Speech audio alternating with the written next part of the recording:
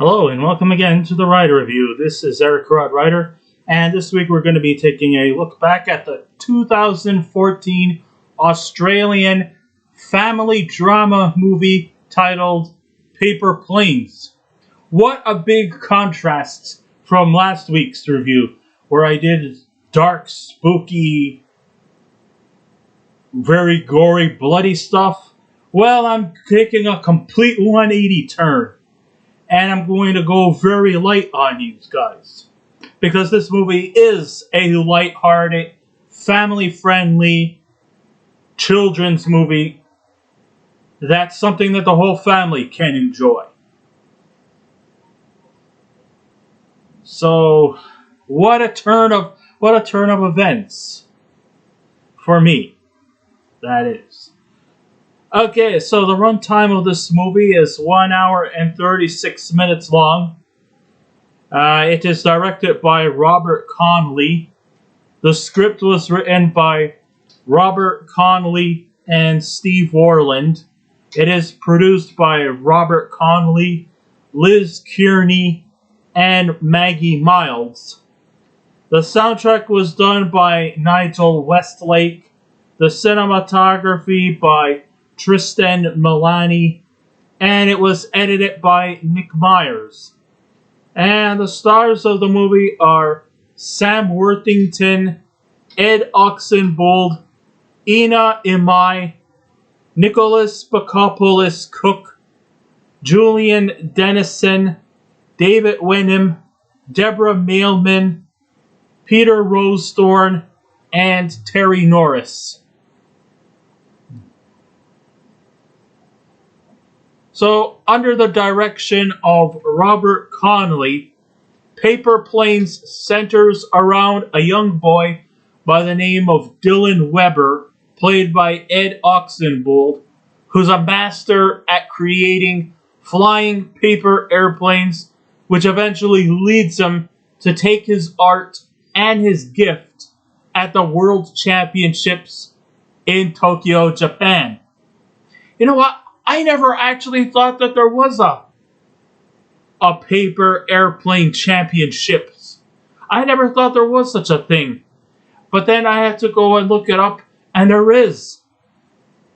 This movie actually kind of feels a lot more like, one of those underdog sports movies where the main character goes through some kind of traumatic situation, either a family conflict of some sort, and he or she or they make their ways out of the burdens that they're living in and tries to find ways to overcome whatever burden and take their gift, their ability to a level they never really ever put too much thought in. Of course, we've also have the trials and tribulations.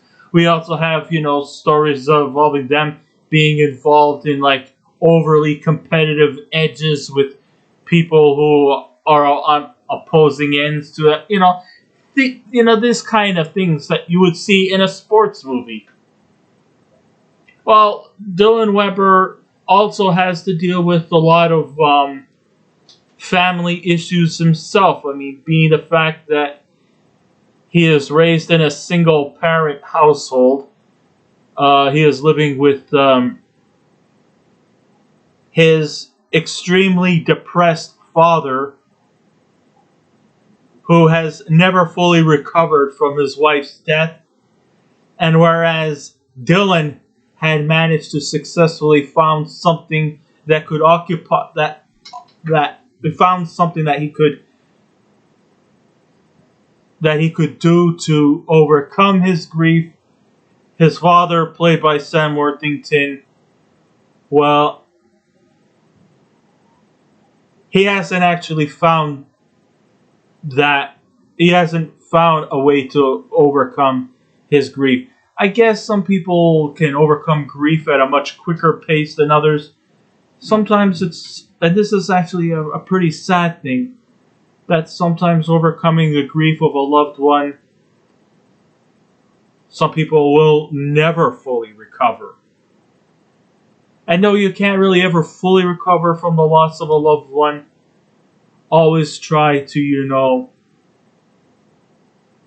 take the time to find something that you like. Something like a distraction of some sort. It doesn't have to actually have to compete in a championship thing. Find something to occupy your time, and that will probably help overcome whatever burden is manifesting inside of you. If you keep it stored and locked up within your human psyche, it's not going to go good. Okay? Alright. It might seem a bit strange that many people who dismiss making paper planes as being juvenile, disruptive, silly nonsense do not realize that there is an actual world paper plane championship. If I was in school and I made paper planes, I won't get indicted into any kind of championships. No, the only place I'm going to be going to is straight to the principal's office. But here, making paper planes in the classroom was actually tolerated. And not just tolerated, but encouraged. And some of the kids who make these paper planes, it's not just some generic, take a piece of paper and just fold it in half and just shoot it across. No, some of them come up with many different kind of creative planes to design, almost architectural, not just generic, like pull a paper plane and then throw it across the room.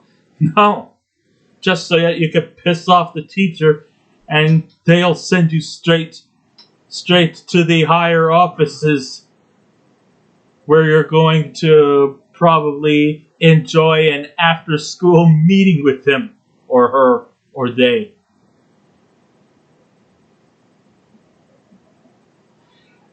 But it seems like the world around Dylan seems to just thrive at a competitive edge.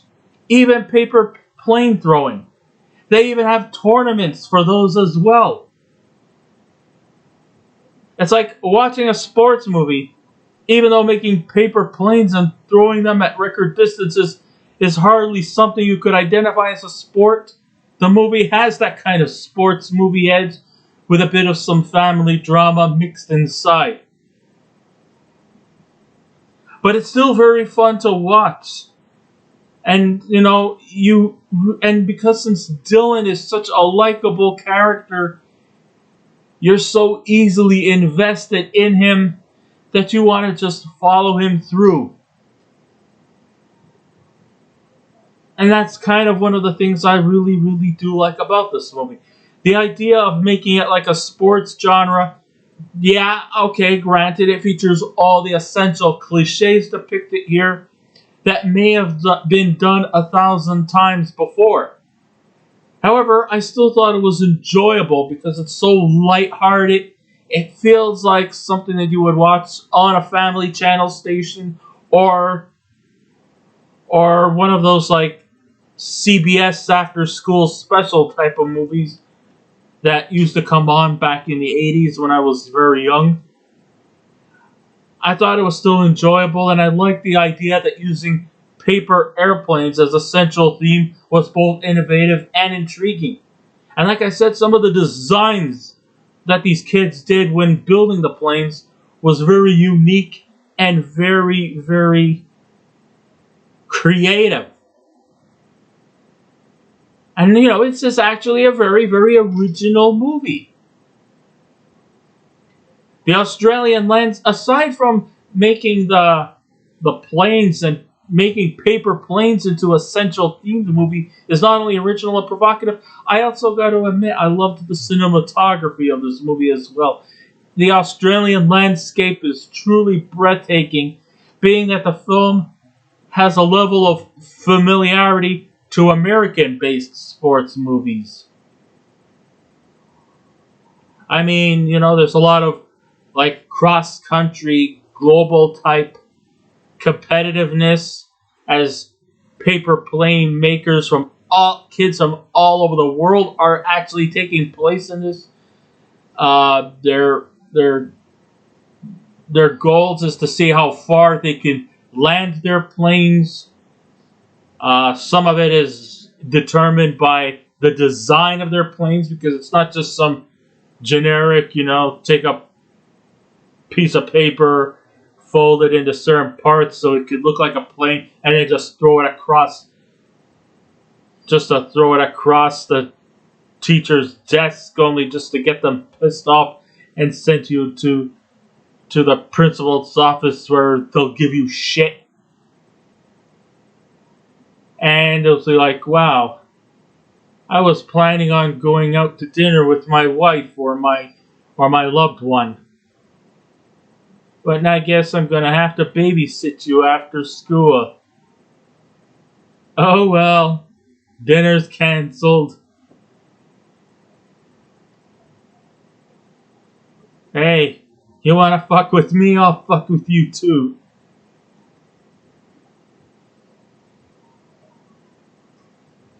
But yeah, here, I mean, sometimes I do often get a little concerned about, isn't all these paper making planes a bit of a waste of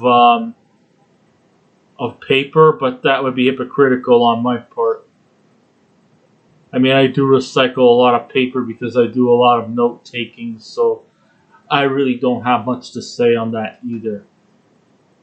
I'm also a part of the problem, like making paper. But then again, I recycle so that we can try to help keep climate change intact so that we don't have anything like deforestation, just out of my selfish purposes.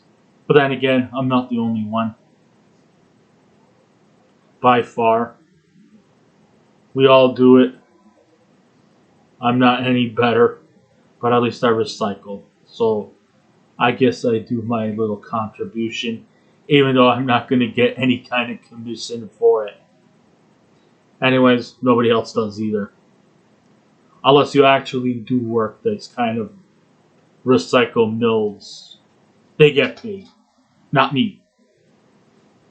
But then again, I guess saving the rainforest is like a payment to me.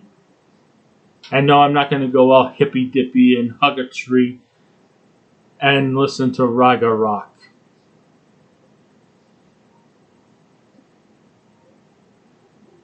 But I do my part. So that's good. As the leading performer, Ed Oxenbould was just truly convincing in his role as Dylan Weber. And he's very uplifting as a character. I like the fact that he's quite mature beyond his age, but not to the point where he's an annoyingly snotty, precocious preteen, which is very cliched in the movie business or even the television world. No, he's a kid. He's a very smart kid, but he's not like, like a 12-year-old who can understand quantum mechanics better than a highly esteemed engineer. Although I guess his engineering skills is pretty decent since he makes these very fancy paper planes. It's not that I'm trying to be some kind of a sour prude here, but I felt that Dylan might have been just a little bit too cheery, even though his mother died 5 months prior to this movie. But I guess it just goes to show you that he actually managed to overcome his grief at a much quicker period, and maybe these paper planes was his way of overcoming the grief. And if that's the case, then I'm not really being a sour prude here. In fact, I'm actually very encouraging to him. I'm very proud of him. Good for you. I'm glad. But I just think that it might be a little implausible that Dylan is just a little way too cheery about his mother's death. Almost to the point where it's like some live, some die. And I'm not saying that that's uncomfortable, but at the same time, I just think it's just too soon to get over the grief. I mean, losing a loved one, especially your mother, is a very hard thing. And maybe she actually may have been a catalyst that encouraged him to find something to occupy his time so he won't be so overwrought with grief. And if that's the case, then I guess her message vicariously was passed over to him. So I'm glad he's doing his best to move forward with his life. So, that's a nice thing. And I'm proud of him. I'm sure he has the taxing job in his family to be the perpetual optimist, mostly because his father, Jack, by way of contrast, played by Sam Worthington, has not been able to cope with the grief, and that Dylan has to be the foundation to prevent his small family unit from crumbling. I mean, Jack pretty much hardly ever goes to work. I don't know what his job is. I think he's a mechanic or something. But he hardly ever goes to work. He pretty much spends most of his days just sitting around moping. And yeah, okay, yes, it's hard to overcome losing someone who you've loved truly. And I feel bad for you, Mr. Weber. But I'm sure your wife would not want to see you in a perpetual state of grief for the rest of your life.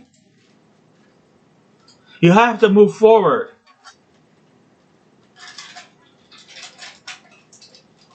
I'm not saying you should just move forward tomorrow. No, Rome wasn't built in a day either. But at the same time, you gotta go out. You gotta...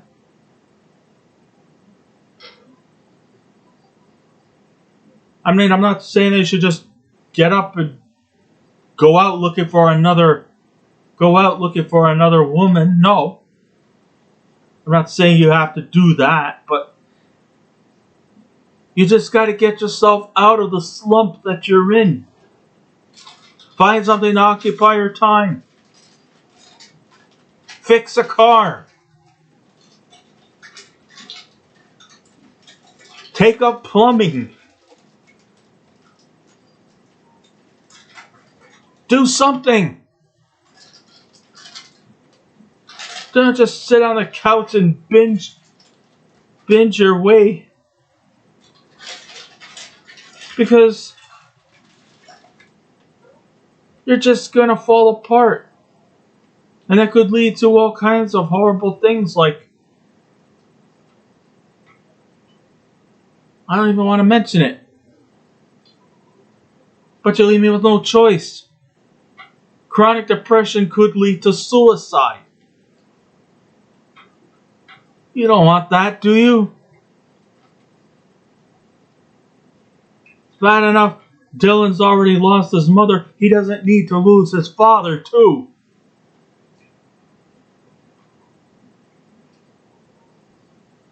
Jeez, I tell you, if I wasn't... Jeez, I would have made a great motivational speaker. But that's kind of like what we get from the character of Jack. I mean, Dylan has moved forward. Good for him. Jack...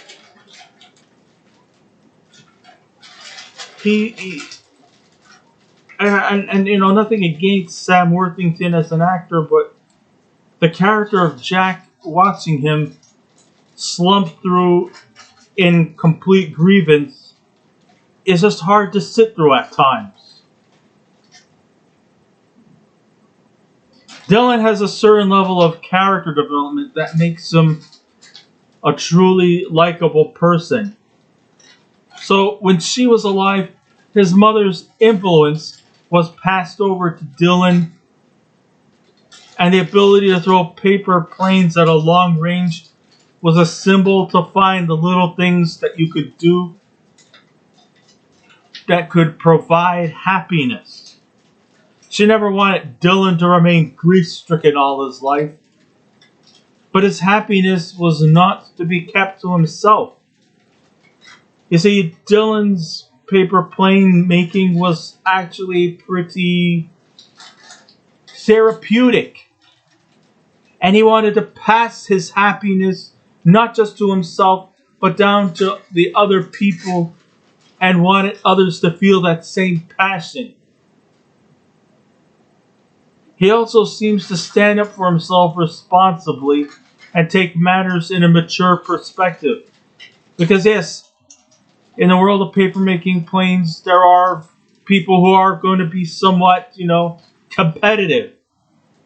And sometimes this competitive nature could lead to, unintentional bullying.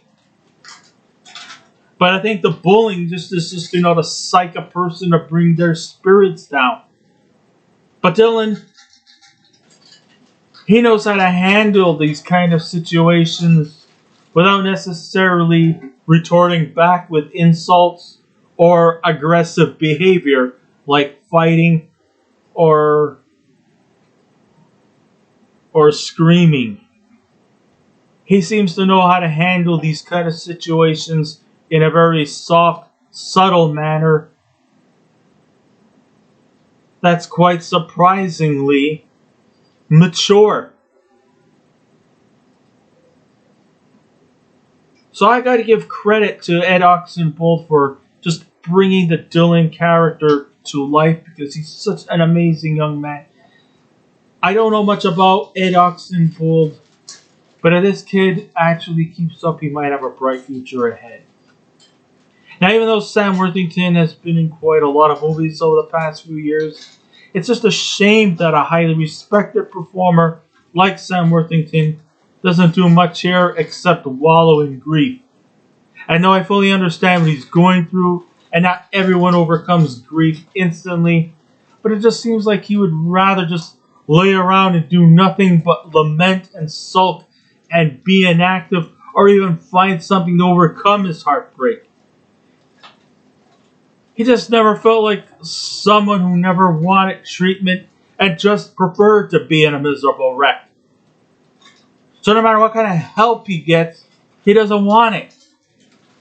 He only wants to sit around and sulk.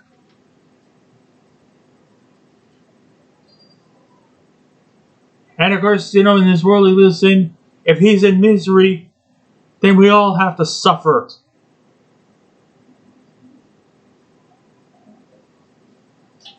There are even times when he even takes his own misery on his own son, which to me doesn't feel right. And he shows no remorse for sometimes his actions.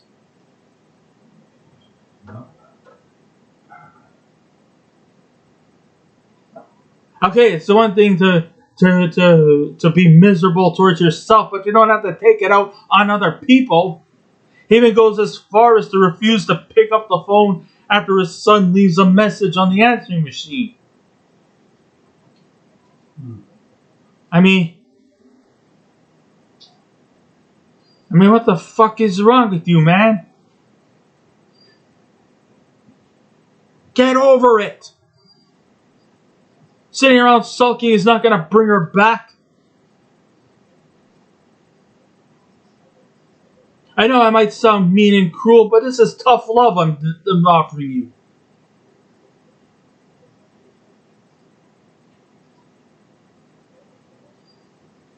I can't hold your hand.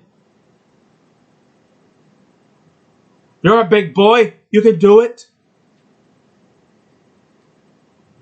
Get off your ass and do something.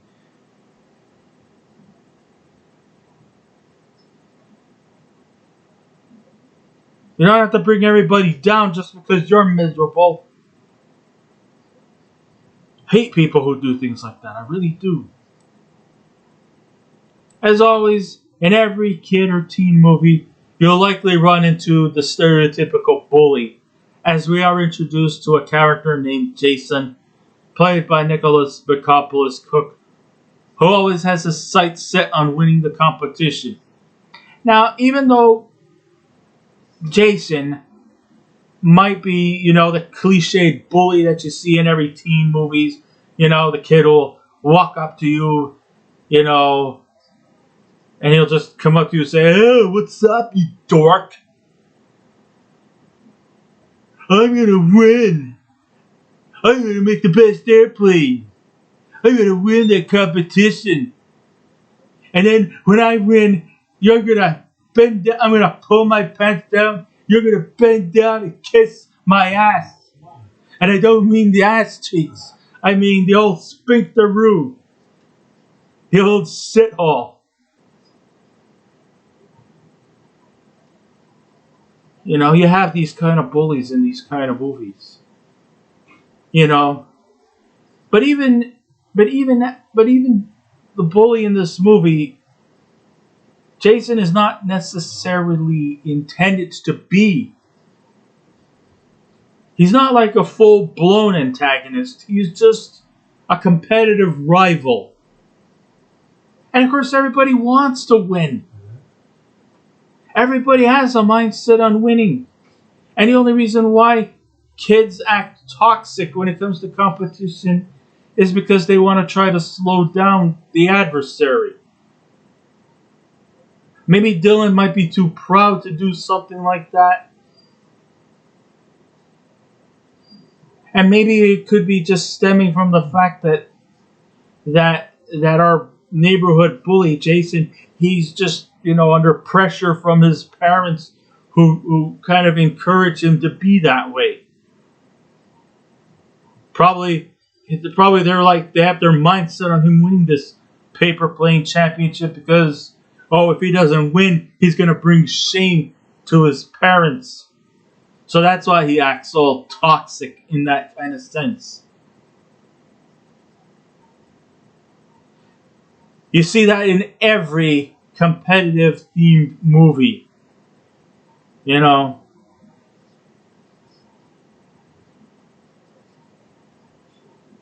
Because then in the end, during the competition, once it was over, Jason actually ends up becoming more sympathetic. But sure, he did do something very despicable. I think there was a scene where he actually did push Dylan down the stairs, which I think was a bit overdue. I mean, come on now. You want to compete? Yeah. Go ahead with the taunting and the name calling. But he actually did get physical, though. He did push Dylan down the stairs, which caused him to sprain his arm. But he was also doing that too just so that he can try to bring the competition down. That was overboard. But then again, maybe he was also influenced because of the fact of his parents who kind of encouraged that kind of behavior because, it's competition. But yeah, he did actually go and push Dylan down the stairs. So that I don't condone. You want to taunt? You want a name call? Fine. Actually, even I don't encourage that. Competitive sports does not have to be subjected to name calling or physical abuse. Just go out there, do your best, keep your hands to yourself, and shut the fuck up. There you go. Never mind saying, I'm number one. Never mind that. There's no need to be abusive, insultive, or condescending. Shake hands, wish good luck, and that's it. He also follows the same formulaic traits by being toxic to everyone And though this has been done to death, he does carry the narrative finally, because it's not as over the top like all the other kid or teen movies. Like I said, I don't condone what he did when he pushed Dylan down the stairs. You could have hurt him really badly, or you could have killed him. People have died from being pushed down the stairs. No need for that.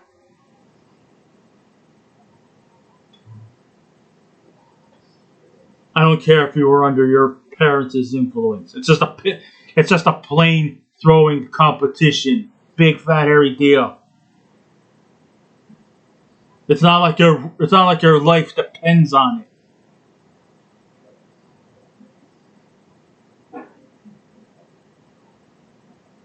Be thankful you're in the competition. Because if I was the judges, I would have had you disqualified. Or even ejected. The other cliche is the token, sympathetic, likable girl named Kimmy, played by Ena Imai, who's a fellow contestant who may have a crush on Dylan. And although, let's face it, these are preteens, so we're not going to start this whole, oh, I bet they're probably going to go steady after. No. But then again, yes, in these kind of movies, yes, you do have the sympathetic, likable girl who will probably likely fall in love with him. But it's just too soon to say. I mean, come on now, these are kids. We're not trying to get into any kind of innuendos within the realms of them. They're just kids. Probably it might end up going to a different school later in life, and they'll probably end up becoming just afterthoughts. Even though she seems to come across as a likable character, I thought Ena Imai as Kimmy was actually pretty bland as a character, to which there was really no need for a love interest. But I guess they gotta go with the narrative, and they gotta always have to throw in these stereotypes. But they shoehorn that in because you'll find that they're in kid and teen movies. But there's no need for it. They're 12-year-olds. They're too young to be in any kind of romantic entanglements. Wait till they're 16. Then we could talk. But overall, the story itself is executed very well, and I was glad that the scenes were never rushed or dragged on for too long. Okay, yes, the movie was an hour and 36 minutes long. I don't know if kids could actually sit through long periods of time. 90 minutes might be more sufficient, so it went on a little too long, but not too much.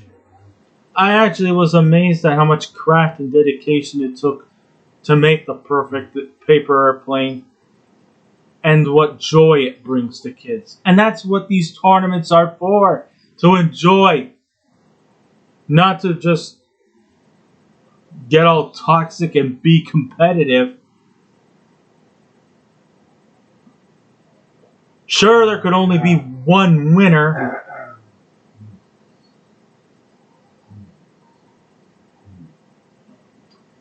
but I guess it's also there to make you want to root for the protagonist even more. The ending is where it felt a bit problematic as it became predictable. Yeah, it's another one of these underdog stories where, in spite of the fact that Dylan has a sprained arm, he still somehow manages to win. There's also a scene that was included that felt like a last-minute addition that was not necessarily needed. I won't go any further than that.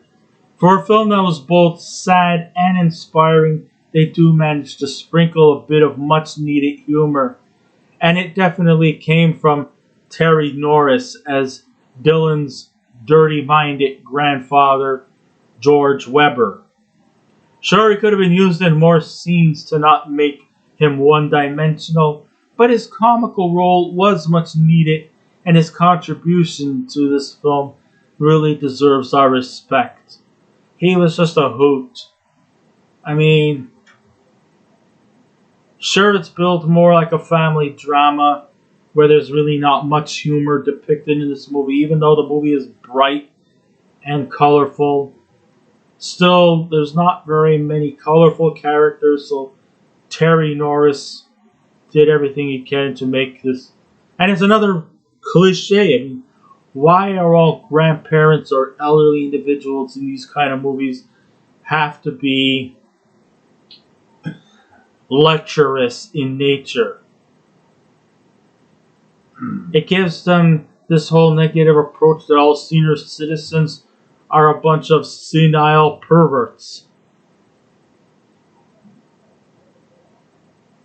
I mean, they're not trying to break any kind of mold here.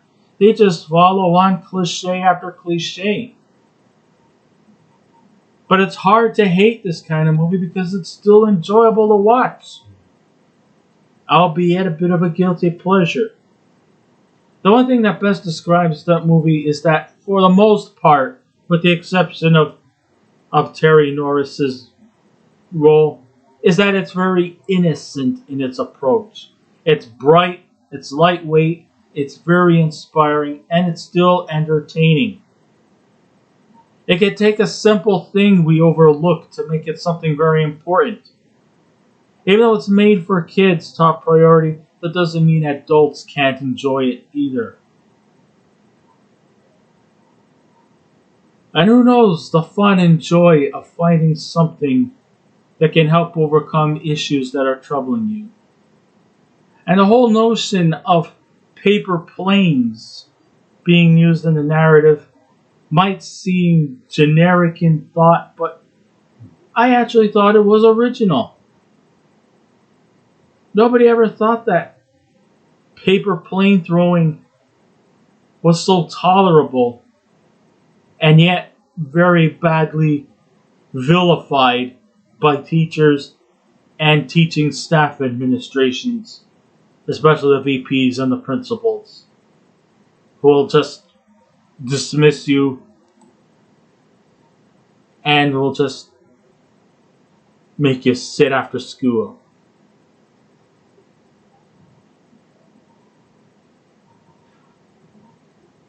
So with all that said and done, if I was to give this movie a scale out of 10, I would give this movie, although fun and enjoyable to watch, albeit a few flaws,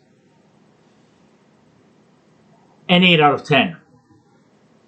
So I guess this ends my writer review. Thank you all for listening in. If you wish to subscribe to my YouTube channel, please feel free to do so. If you wish to leave a comment, go right ahead. Just remember the 3 simple rules: be kind, be courteous, and please refrain from any rude comments. And I will be back again with another movie review. So until next time, this is Eric Wright Writer saying, keep watching those movies, and I'll see you around. Goodbye.